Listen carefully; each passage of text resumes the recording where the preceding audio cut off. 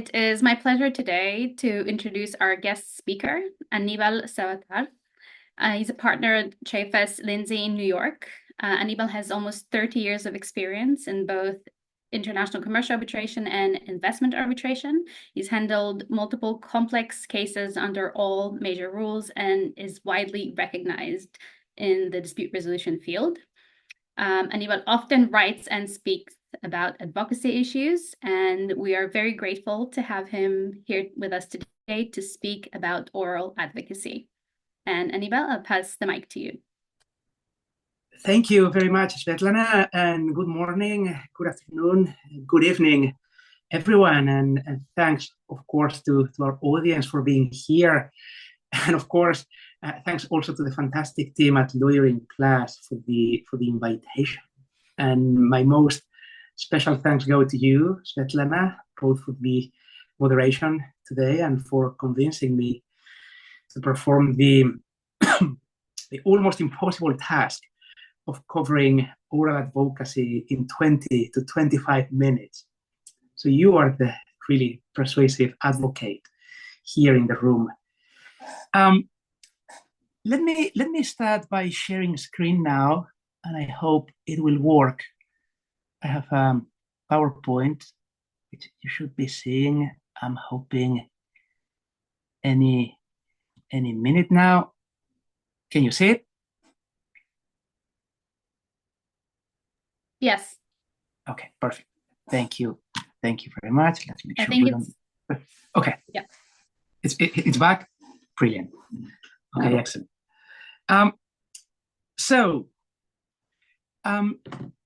As I don't have a minute to lose, let me start by offering two caveats. First, in the interest of efficiency, I am going to focus on oral opening and closing statements at the hearing. Loosely speaking, the examination of experts and witnesses is also part of oral advocacy. But I suggest we save those for the Q&A if anyone is interested. And second, I have tried to organize this 20-25 minutes around specific tips. So rather than the whole theory of what advocacy is, I will try to give practical advice. And how do I know that the tips that I'm giving or trying to give work? Well, because every time I failed to follow them, I ended up regretting it. At the end of the day, as Mark Twain said, good decisions come from experience, and experience comes from bad decisions. And that's something quite important as you grow up as a lawyer. You know, you have to work hard, do your best, enjoy when things go well, but you also need to accept failure. I mean, you're going to probably learn more from your failure than from your successes. A story that I keep going back to and that I suspect some people here in the audience have already heard me tell happened back in 1999 when I was a third-year associate, almost like yesterday. I had been asked at the time by a senior partner at my then law firm to draft the opening statement for a complex jurisdictional hearing. I fully outlined and scripted for my senior partner this beautiful, or at least what I thought was this beautiful opening that weaved together the many complexities in the case, the Brussels Convention, the New York Convention, the local applicable laws. And I sent it to him, this script, in advance. A couple of days before the hearing, he was a bit of a last-minute guy, but a couple of days before the hearing, he told me he liked what I had written and would follow it. And then, to my total dismay, at the hearing, he did anything but. He basically went off script, summarized, abbreviated, and simplified a topic that was very intricate. I wasn't happy, but more importantly, I was worried. Like, what had he done and why had he done it? Had he disliked my script? Was my job on the line? Now, I will tell you later why he did what he did. But my point here is that the experience served me well over the years. I mean, it really gave me much to reflect and learn from.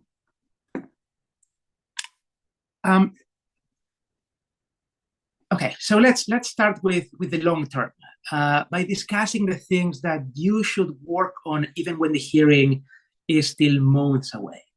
One of my kids is really into Second World War movies, so he would say that we are discussing now is how to get ready for the hearing when the hearing still looks like a bridge too far, right? What do you do at this stage?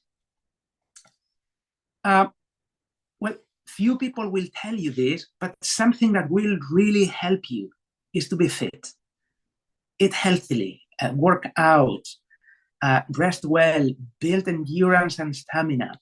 This game that we call arbitration involves a fair amount of physical and mental exertion. And hearing days require long hours and often little sleep. So get ready for them. An anecdote here. I have found that hearings the second week in January are usually terrible. The people come from the New Year vacation, which usually involves a fair amount of eating and pleasantly distracting family and social obligations. And it is really hard to switch gears and be well rested and fully focused right after a worldwide holiday, right? So avoid trying cases if you can, which are too close to a major holiday. Another thing, whether you're a junior lawyer or a senior lawyer, you won't be able to use the hearing week or even the week before the hearing to work full-time on the opening or the closing statement. There are going to be exhibit bundles to double-check, last-minute applications to the tribunal, travel issues, team members who are tired or need attention. In other words, there will be much to do, and plenty of it will not be legal. So advance with your opening as much as you can while things are relatively peaceful.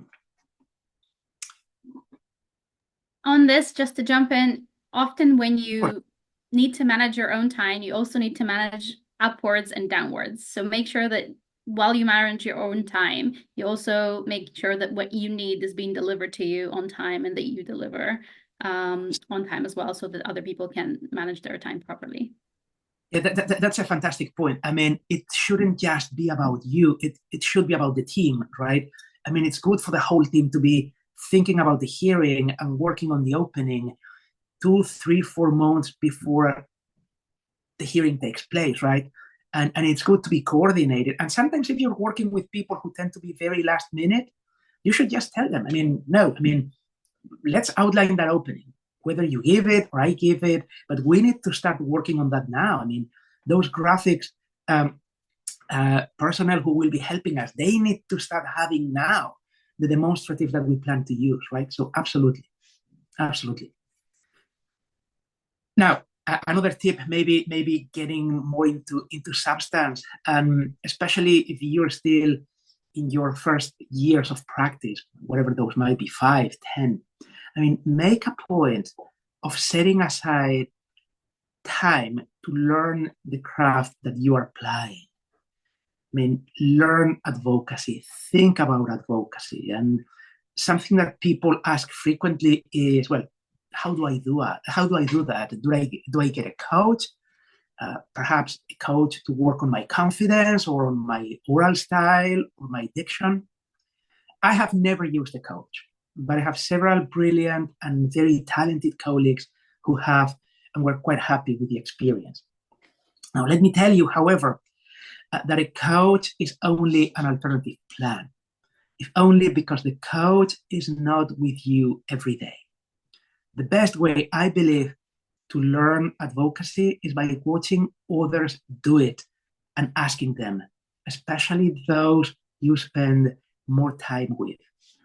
So first of all, see and talk to the people at your firm. I mean, they have the primary responsibility of mentoring you. Set up lunches or coffee appointments to hear their case stories, their war stories, anecdotes, their advocacy styles, their preferences when presenting a case. And also pay attention to opposing counsel. Like sometimes the most brilliant lawyer you will come across happens to be the one on the other side from you. So keep your eyes open. And of course, pay attention to and talk frequently to friends and colleagues. And read and check the internet. There are hundreds of videos and books that will help you, and you have organizations like Lawyering Plus, who are a case in point of how you can learn advocacy and soft skills through publicly available resources. Now, if you still feel like this is not enough, then by all means, consider something else like hiring a mentor, or hiring a coach. Another very important thing, and always remember what oral advocacy is about. Why do we need the hearing if the case is already argued in writing, which is something that Sveta and Ilka were asking me at the preparation sessions, like, what is the purpose of this exercise? The hearing that usually separates us from family, friends, and colleagues for several weeks. Well, the reason we do this to ourselves and to those around us is that in most cases, the tribunal and the parties believe that there is some good, perhaps even a lot of good, in the tribunal seeing the parties, the witnesses, and the experts face to face, that it is easier to get to the truth when you are all in close proximity. And frankly, I have never had a hearing as counsel or as an arbitrator that didn't move the needle, that didn't serve a purpose. And for you as a lawyer, the hearing is a great opportunity to present the essentials of your case in a persuasive manner for the tribunal, separating the wheat from the chaff. But this means two important things. First, you really need to know your case, the details. Studying it 2 weeks before just won't do. You need to absorb it as it develops so that you can then understand what is more and what is less important and be able to boil it down to an opening that will be maybe a couple of hours long. Second, and this is very, very important, especially for the opening and closing statements, but for all forms of advocacy, you just don't summarize the case. You just don't present the case as you would for a classroom or any audience. You summarize and present the case persuasively for this particular tribunal. This means that you must take the time to study the tribunal and give some thought to what may and may not work for them. I mean, think of a construction case, which usually construction cases tend to be very fact-intensive. This is the first construction case that the chair does. Does the chair know what a critical path analysis is? I mean, these questions may dictate the level of detail that you get into during your opening, which takes me to the next point, which is develop your own style. So what does this mean? Well, we don't have much to invent here. The Greeks and the Romans already know that there are basically just two ways to argue orally. There is a style that the classics called the Asianist style, where rhetoric is key. And this is the style that lawyers tend to use when the key points they want to touch on are very few, but they want to present them very forcefully. Like in the Asianist style, you make a lot of use of metaphors and irony, humor. And then there is the style that the classics called Attic or Atticist. This is a very plain and unadorned style. I mean, it's good for fitting lots of contents with less figures of speech. Now, the main risk of being an Asianist, so to speak, is that you may end up emphasizing form over substance. And the main risk of being an Atticist is that you get lost in the weeds. Now, everyone tends to choose one style over the other. Even people within the same law firm or the same team may well end up having different styles. So before Sveta asks, what is my style? But I generally like the Atticist style, Atticist presentations. Not many figures of speech, but go to the point directly, and present as much information as the time allotted reasonably allows. And why do I like this style? Because I think tribunals like to be shown respect. They like to be shown that you trust them with the complexities of the case and that you believe they can follow them and that you don't need the gimmicks of rhetoric to win. Now, this is not an excuse to provide more details than necessary.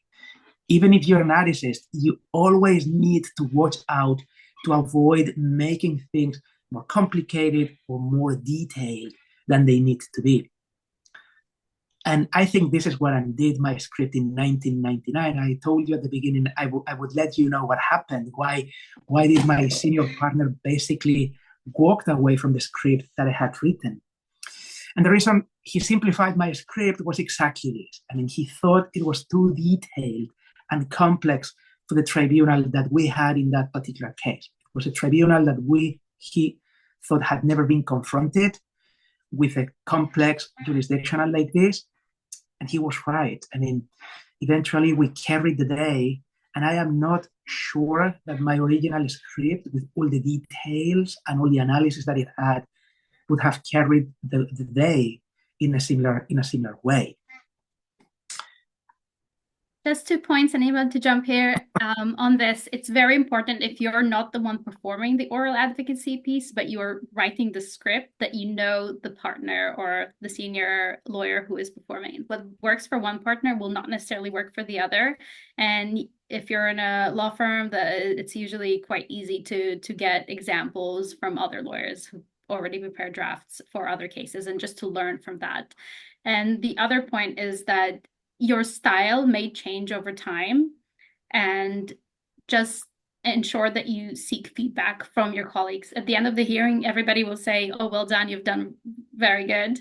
But it's very important to ask for specific feedback to become better and refine your style. Completely agree. And when I was a mid-level associate, I used to work for a couple of partners who were like night and day. One was very flowery and lots of figures of speech. He enjoyed irony. And the other one was the quintessential ethicist, very restrained. And I found it a complete challenge to move from one to the other, writing openings for one to the other, because it really forced me to change my mind. But it was good. It was very good training long term, because I think it really helped me kind of see how it works and try to grow on both styles. Even if at the end of the day there's one that you like more, it's very good to know how you would do things if you were to do them differently. Totally. All right, let's talk now about things you can do as the hearing day approaches, or even during the hearing itself. Now you're on the bridge, right? I'd say, first of all, think of the logical sequence in which you are going to present the case. And you and the tribunal need to know where you are going. One of the main lessons that I have learned from sitting as an arbitrator is that even the best case can fail and will probably fail if you don't give the tribunal a clear roadmap. And don't just give them a few strong equities or points that show that you are right. I mean, give them that, but join also the dots for them in your opening. I mean, give the tribunal the whole reasoning to rule for you. The next point is so obvious that it almost bears dispensing with, and it is rehearse. I mean, go through the script, go through the outline. What can go wrong here? What if I run out of time? What if the person, the team member speaking before me, runs out of their time and uses mine? Should I abbreviate my presentation? I mean, consider all these different scenarios. Which means that you really need to rehearse two different types of skills. I mean, you need to rehearse what you plan to say, but you also need to work on your improvisation. As I look back in all the hearings I have been, there has always been at least one, sometimes more, unexpected development. a last-minute document, a question from the tribunal coming from left field, a disclosure request, a witness that falls sick, an allegation that wasn't made before. Now, you can't plan for all that, but it helps to mentally go through some unlikely scenarios in advance. Think of them and how you will react if they come up, what you will say, how you will keep your cool if these situations arise. I mean, build always on your confidence to address unexpected topics in public. And talking about keeping your cool, that is a key trait. Whatever happens, remain poised, unflappable. That doesn't mean that you go silent. But I have a good friend who likes to say, at the hearing, if it looks like we're losing, we will lose. And if it looks like we're winning, we might win. So look like you believe you're winning. Look like you believe you're carrying the day, even if you're having difficulties. I was recently working as counsel at a hearing in which, right before closing statements, the tribunal basically suggested that the parties should settle. And this came as a big surprise to everyone. Neither we nor our opponents liked the comment, but we both made a good faith effort to reply as coolly and cogently as we could, explaining why we thought we should continue arguing the case, but we would, of course, resume settlement talks on the side. Now, in situations like that, and frankly, always, you need to make an effort to be polite. I mean, be always polite, as well as precise in your explanations. Try always to establish eye contact with the tribunal. You are not hiding. You are representing a client whom you want to obtain a good result for. And the tribunal is unlikely to give you that good result if you yourself are not good, if you don't come across as trustworthy. Which takes me to another point. Credibility is also key. Try to avoid situations in which the tribunal thinks that you're stretching a point or pushing the envelope. Even if you're just addressing an isolated point. If the tribunal concludes that they can't believe you on a particular point, why would they trust you at all, right? Keep that in mind. Now, as we talk about credibility, mock trials have become a frequent tool in cases to test the credibility of the case. If you have the time and the budget, this is something you should seriously consider. Now, it doesn't work for every case because it can be expensive and add a layer of complexity and delay to your preparation. I left two thorny issues for the end, issues that I believe don't have clear-cut answers, but that we're all called to consider.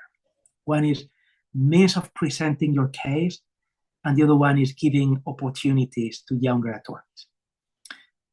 On presenting, I imagine all of you, except any barrister that may be in attendance, will assume that your opening and closing statements will be accompanied by a PowerPoint.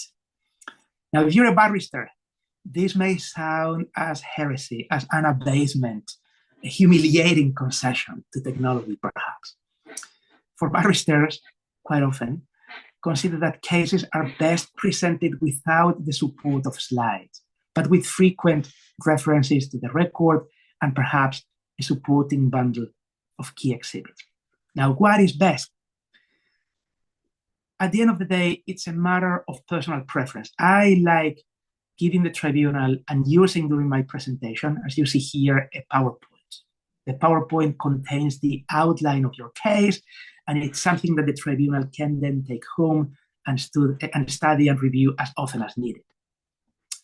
If you don't hand it over, then you're basically asking the tribunal to take abundant notes or to keep going back to the transcript as they deliberate. Now, having said that, I have seen some incredibly effective opening statements that were done without the aid of a PowerPoint, right? So this is something you need to consider and evaluate. If you're helping someone more senior, what does that person like? If you're developing your own style, what do I feel more comfortable with? Now, the one thing that's quite important, and I don't want to forget, especially if you're sharing the opening with someone else, or if you have a very strict time limitation for the opening, which most of us do have nowadays, work on a detailed script of what you plan to say. Because that way, you know, you can rehearse and you know exactly how much time you are using. Eventually, you may depart a little bit from the script, but the script will give you an idea of how long it takes for you to deliver your presentation. And lastly, not in order of importance, of course, how about the development of young talent? Some of you may be thinking, well, this is all very interesting, or not, but I'm a second or a third year associate. How do I get oral advocacy opportunities? What can I do at a hearing, right? Now, of course, you're going to need patience. I mean, hearings are usually fewer in number and more far apart than written advocacy opportunities, that's for sure. And clients often ask and expect to see senior people lead the presentations at the hearing. That's for sure too. Now, that doesn't mean that you should just sit back and relax, feel like you're a bench warmer. First of all, always keep your eyes open to see how others do it. Work. Offer your input on what others are doing. Offer to draft the opening statement or the closing statement, or to review it and provide edits. If there's going to be a closing statement, perhaps you want to take responsibility for parsing every day the transcript. Okay, what are the nuggets? What transpired today that we want to use or emphasize at the closing? And perhaps you can, with that excuse, you can even be the person in charge of doing a first outline of the closing. And quite certainly, you don't need to wait to be asked. I mean, talk to the more senior members of the team. Ask if you can have a role in oral advocacy at the hearing. It is now more and more frequent for the responsibility of opening and closing statements to be shared among various attorneys. So why not see if you can get involved in the next hearing? One final point, and before we open the floor, I wanted to share a short reading list. It may sound a tad classical, but if you've put up with me until now, you probably won't be surprised. I think authors like Cicero or Quintilian already figured out most of this stuff, and they wrote actually in a very engaging way. So it is always helpful to go back to them. And I also included a couple of more recent books, the Parrish, Yokoyama, and Weston, that I think will be quite easy to navigate. They are very short and readable too.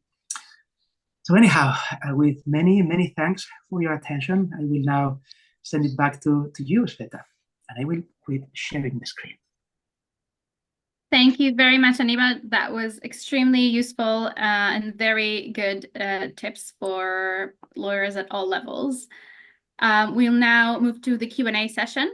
I invite anyone from our audience, if you have a question, please either raise your hand or include your question in the chat.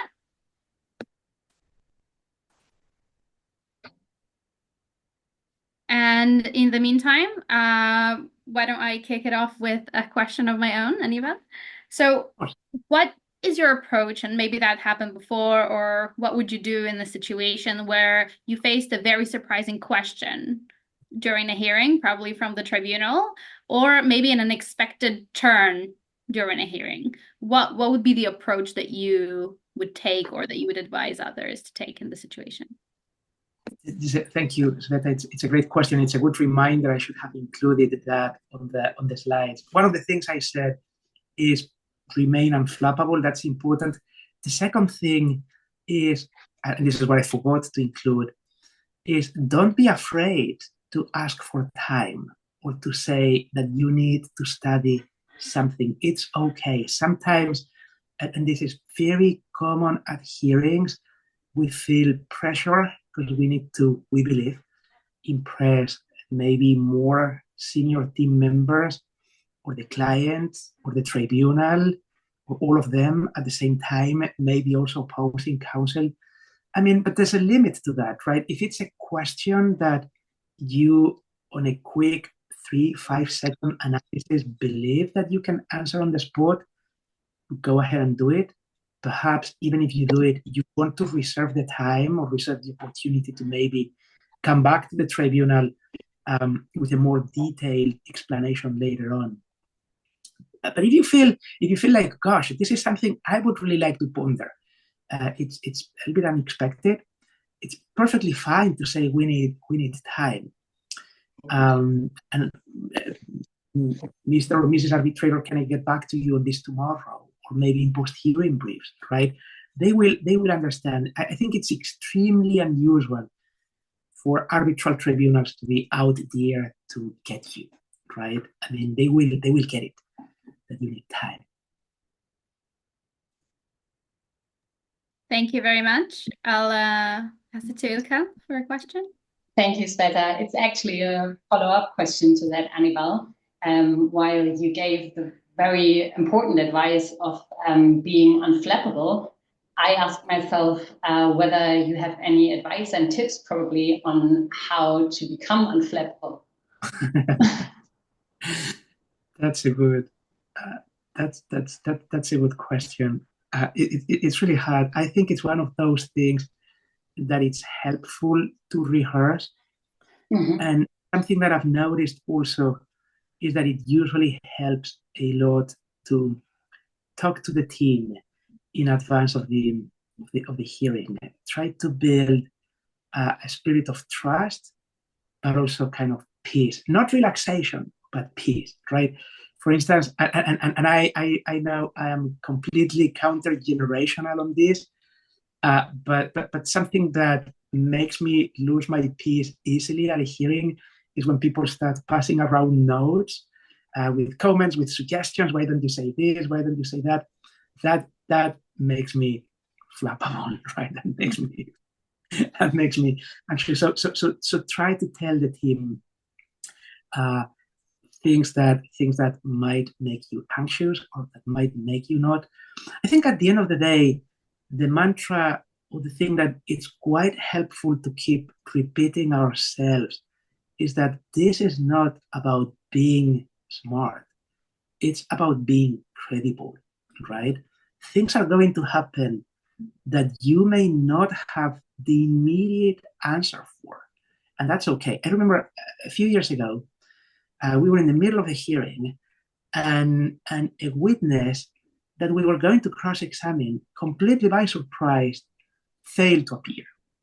And also, equally, completely by surprise, the other side accused us of witness tampering, and we hadn't tampered with the witness. Like, the other side suggested that we had somehow put pressure on the witness not to appear, which was both false and totally news to me.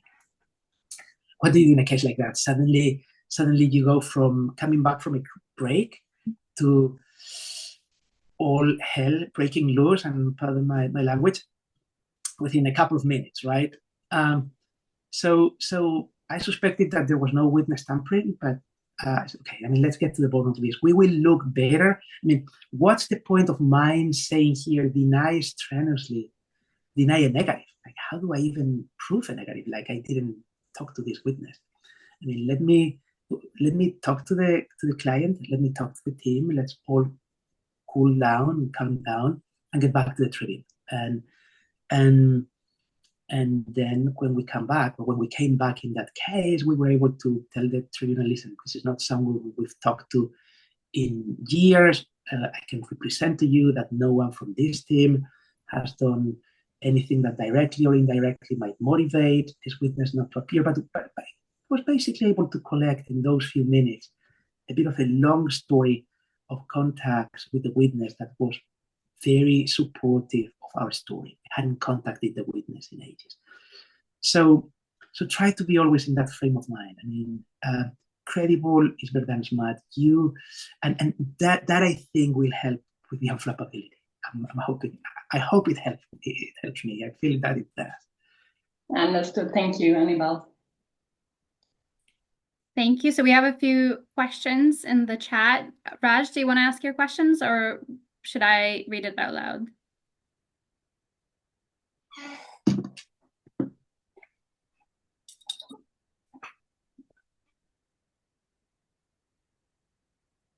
I might read it because I think he's still on mute. Yes. Okay, so Raj is asking, what strategies can parties employ when presenting complex technical evidence to a tribunal without specialized expertise? I've ended up doing a fair amount of construction cases during the last 10 years, maybe 12. And that's the question that always keeps coming back, right? And especially if you're not using an expert, it's even more complicated, right? I imagine there must be a very good reason why you're not using an expert.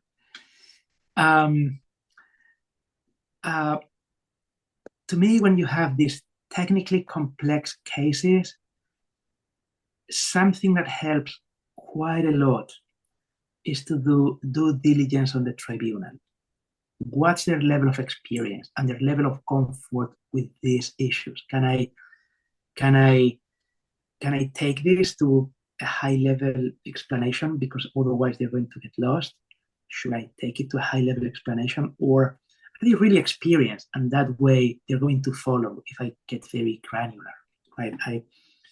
A few years ago, I was involved in cases with very similar projects, and in one of the cases, the tribunal was very, very new. In the other one, we had some of these ultra construction experts from the London bar, barristers who know a lot about all these things. And it made a huge difference in terms of the presentation. It made a huge difference as to the level of detail. To me, if I'm in doubt, I tend to err on the side of caution. I try to assume that the tribunal might not follow me. And this is something quite important. I mean, by the time you arrive at the hearing, even if it's a case when you're on a lean budget and on a lean team, and you haven't been able to work a lot, you as a lawyer have worked on the case very likely hundreds, maybe even thousands of hours more than the most diligent arbitrator, right? The arbitrator may have been following the pleadings, studying very hard, but at the end of the day, even if the arbitrator has put 250 hours on the case before the hearing, you're likely going to be ahead of them, right? So that gives you some sort of complexity bias. It's very easy to assume that terms and events that are very easy for you to understand because you've been toiling with the case for months, everyone else is going to understand. And quite often that's not the case. That's just not the case. I mean, so something that I find works very well for me is to think, how would I approach this? How, if I were a tribunal member who has just done 40 hours worth of reading before the hearing, what type of opening would I follow? What type of closing would I follow? Right? That's something that I think can help. Tribunals are frequently both outnumbered and outgunned. They are outnumbered because there are legions of lawyers appearing before them in a case, and outgunned because they haven't devoted all the time that you have as a lawyer.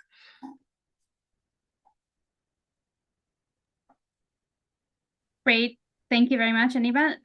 The next question is from Ben.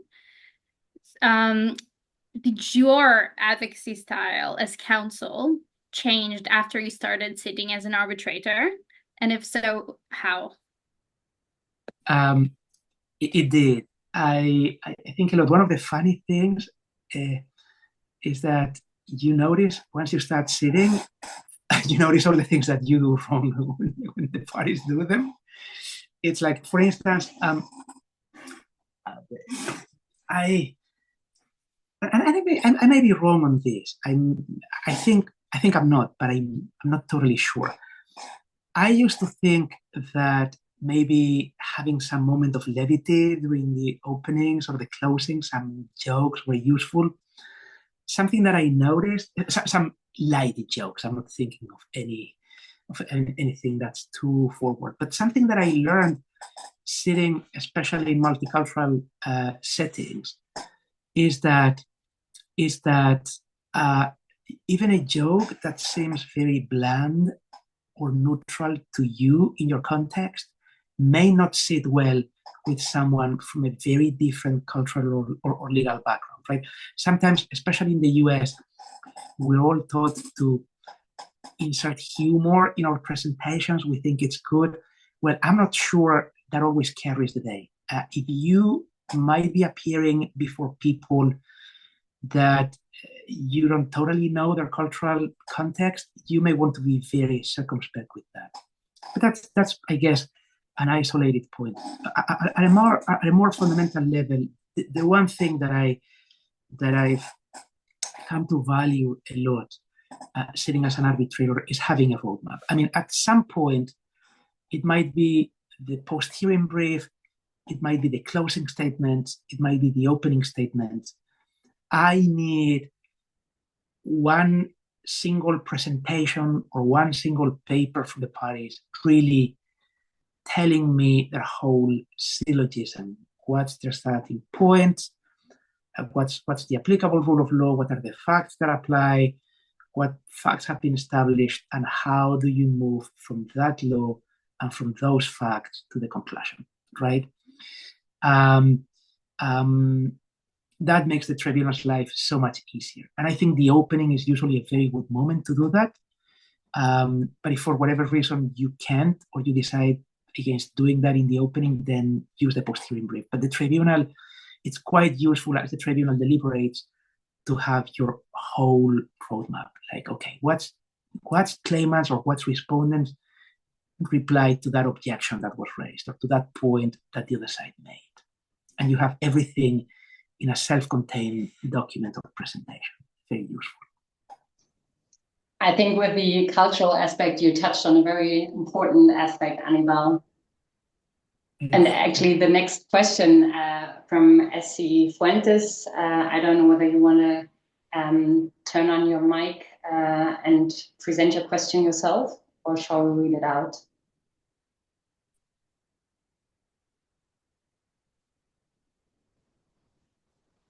I think in the interest of time, probably we will read it out. It's, as I said, on some aspect of the cultural aspect.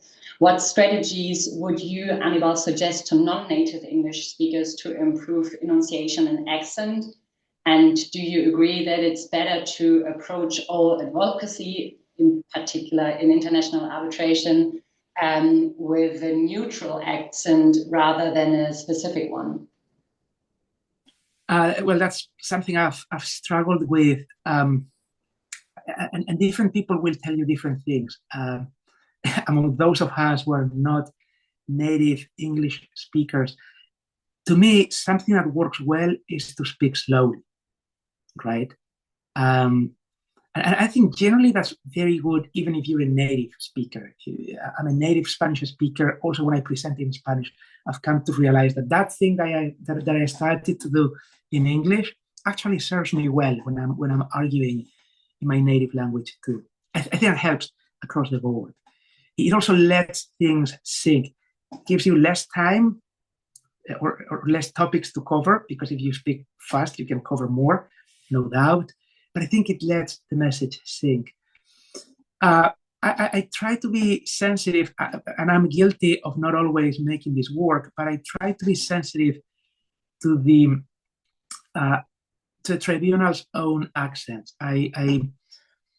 It's happened to me a couple of times that you're arguing a case in English, and none of the tribunal members is a native English speaker. And in fact, for several of them, a couple of them, in one case that I can think of, English was the third or the fourth language, right? So all the more reason to speak slowly, to really, I wouldn't worry so much about the accent, but I'll get back to that in a minute. But I would worry about the complexity of the way you deliver the message. I mean, don't do ironies, don't do innuendo. If you are not sure that the person listening to you will realize that it's really an irony or an innuendo, right? I mean, that's a big challenge. On the accent, I know I try. I try to just submerge myself in the language of the case from about the week before the hearing, right? Because it's quite human that you forget about even the accent, but you're making a point to ask something and you forget and you reply in the language that is not the language that you're interacting with the tribunal, right? So try to keep that in mind. There's certainly something to keep an eye on. It's very important, yeah. Thank you very much. We're at time. I know you might, apologies, might have more questions, but thank you everyone for joining us. Aníbal, thank you so much for sharing with us your experience and knowledge and tips. We're very grateful, and everyone, please follow our next episode on nonverbal communication. Thank you. I was delighted. It's a great program. So thanks a lot for giving me the opportunity to be part of it.